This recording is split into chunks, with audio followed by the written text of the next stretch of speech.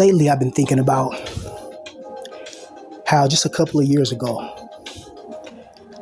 I had family members who I would see every single day and talk to, and it just feels so weird, you know, to lose so many people in such a short amount of time.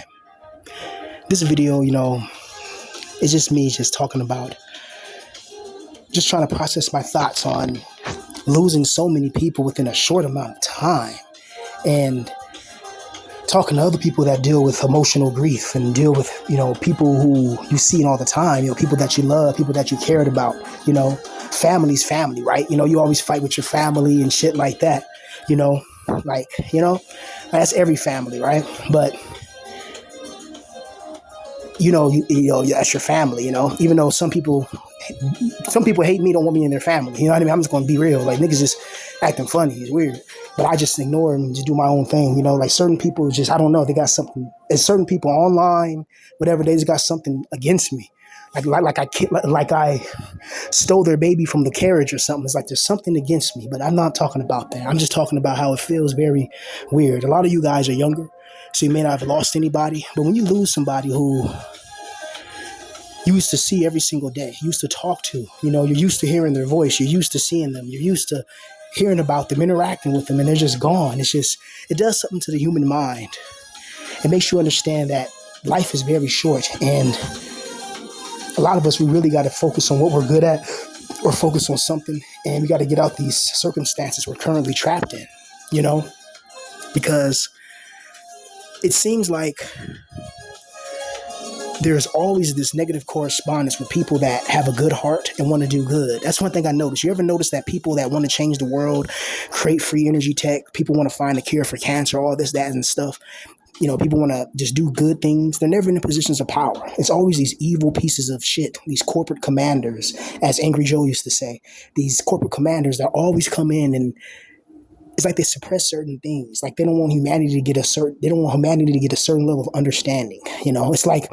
It's like, let's say you go in the middle of let's say you buy land and you start creating land, and you start, let's just say you used to work for NASA and you build like a fucking rocket and you fly too high or whatever. They may shoot your rocket down, or the federal government may come down on you. It's just like there's always these invisible layers of chains and these invisible layers of pain. And when you're already going through psychological issues and you got people around you that foment the issues and they want to see you crash out, so they have a justified reason of destroying you. And these people set these traps up. It's like, why do you do that? It's like, I try my best not to look, man. Let's just put it this way. A lot of us, man, it sucks that we were already dealing with what we were dealing with. And then when life hits us double, triple, quadruple, life just comes and just takes us down, and then you got to worry about, all types of other things. You got to worry about how you're going to get your money. Okay. You got to worry about how to sustain that. You got to worry about trying to get your own shit. You got to worry about how to go here. You got to worry about this. Then you got to deal with random people online you don't know. Then it's like negative energy. Then it's like people, like you losing your family members. You know how many people with a break in my position? You lost your grandmother, you lost your auntie, you lost your other auntie, you lost your uncle, your other uncle, I consider Carl an uncle, you lost your other cousin, other people. I'm not naming names because people online are weird, you just say you lose a lot of family members, and then you finally build a channel up because you made a channel because you were grieving your grandmother and you didn't know how to handle it. So it's like, well, shit, I might as well just talk about this. Everybody else on the internet talking about their life, I got real shit to talk about. And then your channel blows up within a year. And then the next thing you know, the same thing, your voice, the same thing that made your channel blow up, people online who didn't know you find your videos, find your channel, and want to just spy on you and talk about you. But it's like, why do I always get placed? Why am I always around things that can't help me? You know what I mean? You've seen the novel I just wrote, the book. That's talent. I've had freestyles and raps on my channel get 800 views or 500 views or whatever. I didn't get that on my other channel just freestyling. People had to know who I am. People had to listen to my story. And then they wanted to listen to my music, But it's difficult dealing with this, man. It's, I'm a strong person. I'm a stoic, But dealing with all of this, and then you're getting doxxed and kicked out, and then you're in this situation. There's all other types of problems come with it. You know what I mean? Then you got to try to find a way how to support yourself financially. Then you got to find a way to get out your situation and then achieve what you really want to achieve. All in the meanwhile being attacked relentlessly, viciously, and mercilessly. It's difficult, man. It's like the system's designed to break you. You know how many people would have snapped in my position?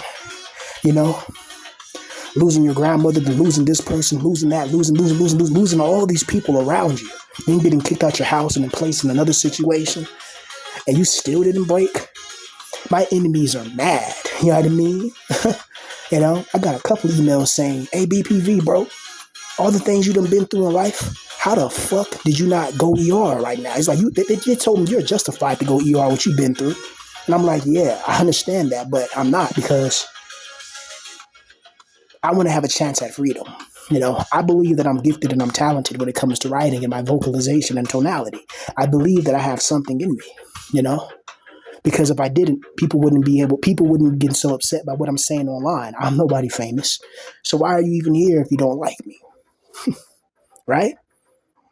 It's like people hate watch. They watch you just so they can have something to talk about or hate. And it's ridiculous. It's like, if I don't bother you, don't bother me. You know, if I don't talk about you, don't talk about me. People gonna talk about, I don't care. People can talk about me, I don't care. People talk about me all the time. I'm a black male. Everywhere I go, somebody looking at me, talking about me. It's fine. You know, like, I got thick skin. Trust me. After a year dealing with constant racists online calling me the N-word, you know what I mean? Like, I get it, you know? But, I mean, you got to deal with just losing people, and it just sucks, man. It's just like, damn. And I know a lot of you guys are young, so you probably haven't really dealt with it. But when you deal with losing people, and you keep losing, it's like, these are like close family members, too. And then you have other people who, you know, let's just say, act not according, that's beneficial to your situation. That's the best way I can put it, right? But there's a lot of people online it's a lot of people who have one-sided beef with me, meaning that they're beefing with me, and I'm not even knowing it. You know what I mean? Like, you know what I mean? And it's like, why are you beefing with me? What have I done to you? Oh, you're a loser. Have you helped me become a winner? Or you just sat in the shadows and hated? You know, if I'm such a loser, let's sit down and let's see who can write, who can rap, who can make a beat, who can make a channel. Can you get 1,000 subscribers in 1 year? You know, I got 3,000 in 1 year. You know, can you get 500,000 views? I did in 1 year. You know what I mean? All-time views, right? You see, imagine if I got put in the environment with Nick Mara and Taz Taylor. Oh, that guy's a loser. You don't do nothing. And then now I'm working with Nick Mara every single day in the studio. Now we got SoundCloud popping. That's popping. Now I'm getting monetized, making money from that. Now I got, you know what I mean? Now I get enough money to get my own little apartment. Boom. Now I get enough for my own car. Boom. Now I become a name on that. I build my YouTube channel. I build more YouTube channels. I start talking about hip hop news and all that. Like DJ Academic, start building multiple channels and having multiple streams of revenue. You know, start working on my books. You see this? I'm a creative person. And I encourage you guys too to be creative. But we know that we have to work that 9 to 5 and do the 9 to 5 grind until we get into our prime, until it's our time. You know? So I encourage you guys, you got to stay strong, man. You have to stay strong. Strength is our only ally, and weakness is our enemy. Point blank. You know? Being weak in this situation will get you killed. Seriously. You know? You have to be strong. That's why I'm stoic. I let nothing bother me. People talk about me. People shit on me. People try to do little things. I don't let it bother me. Because at the end of the day, I understand who I am. I understand that if I get one chance, it's over. Put me in front of Taz Taylor.